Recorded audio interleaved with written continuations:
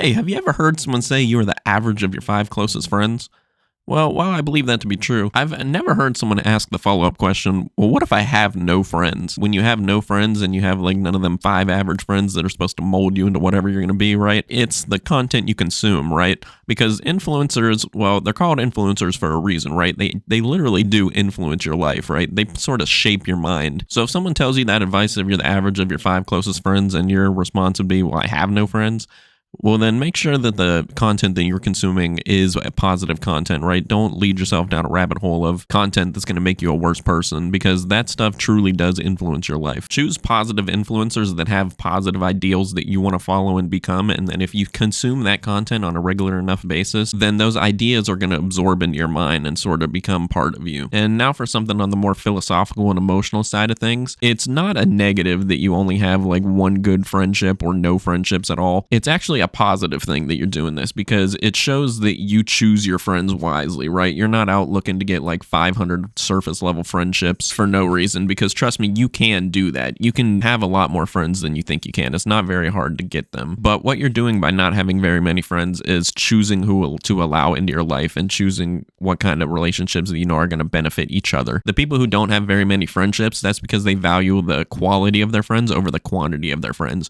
You know for a fact that more friends is not happier friends, right? You're going to pick the friends that truly add value to each other and that you know can help each other through life and that are going to be actually people that are worth having in your life. You would be mind blown if you could realize how many friendships are only being held together by that activity that they do together, right? Whether that be like a degenerate activity or even a positive one, like some kind of work. In a ton of friendships, if you were to take out that mutual activity, then the friendship will actually die out. That is why you are choosing these kind of friendships. You know that your friendship is not on a basis of some kind of activity, but really that you guys connect in a way that's real and not just about the activity at hand. Having little or no friends is akin to having a superpower in this day and age where everything wants to soak away as much time from you as possible. Time with friends is definitely a positive, valuable experience, but you don't realize how much time you're actually spending there until you take a step back and look, or if you actually have this superpower of not having a ton of friends. And if you use all this time alone and you actually sit quietly and you let your brain think, it basically unleashes mental clarity, right? It leads to boosted creativity and productivity. Once that ball gets rolling, it creates momentum and it just goes and goes and goes, and that's where groundbreaking idea and projects come from. A quick Google search will show you tons of influential creatives and artists that have embraced solitude throughout the years in history, and this is ever more relevant today because you don't realize how much you're being distracted and how much your brain is just running and running until you actually sit there and let your thoughts marinate and you listen to them.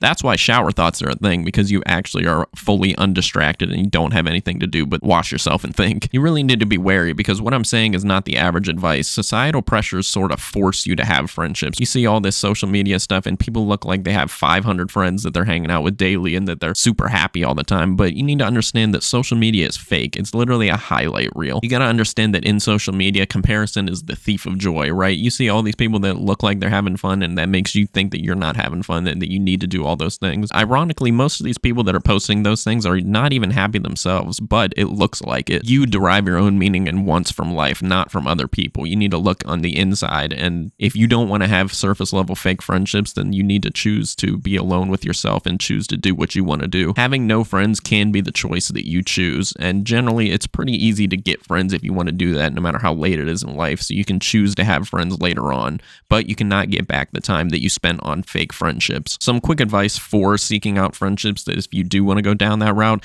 is you actually have to actively put yourself out there and pursue these kind of friendships if you want them, because these people, they might like give you sort of surface level hints that they're trying to be your friend, but you have to make it known to them that you also want to pursue a friendship. But just remember to think back that relationships and friendships are the biggest consumers of your free time, right? You don't realize how much time you're spending with them, even if someone are just asking you for a ride or something like that, or some kind of favor for them. That could take hours of your day. It's okay to choose other things over having friends. Self-discovery is a very important thing that you need to do in your life, and when you're doing this self-discovery, these friends that you have are going to be external influences on the kind of self-discovery journey that you're going on. They're going to influence you in ways that you might not even be able to tell at the time. Putting relationships on the sideline is your best way for you to achieve your goals and to get further ahead in life, and even possibly get into that end goal state of life where you can then focus 100% on your relationships at that time. You have to remember that the absence of friends does not mean stagnation. In fact, it can be quite the opposite, right? It can foster an environment of continuous self-improvement where you are solely focused on yourself, and that cycle just continues and continues and gets bigger and bigger, and then again you reach that end goal where you can focus on them. When you're going through a low or zero friend phase in life, the independence trait inside of you is going to flourish, right? It's going to level up and level up and level up, and all your choices are going to be your own, right? And this is going to lead to an independent lifestyle where you know that you're secure in yourself, and this is going to be attractive to all these friendships and relationships when you want to pursue them. Now remember, there are other support systems in your life other than friendships, right? You have your family, you have mentors, you have professional coworkers, and even online communities, right? But circling back to the average of your 5 closest friends, remember that? These people are also influences on your life in the same way. So if you're spending your most time with your coworkers, then those people are going to influence you and you're going to sort of become like them as well. So remember to put yourself in professional situations where you are going to want to be around those people who are going to be sort of headed towards the same kind of goal as you. Also, don't overlook the power of online communities. You can connect with people all over the world now who have your same interests at heart. I would love to start one of these communities myself one day. For now, though, here's a crazy idea. One of your positive influences can be me.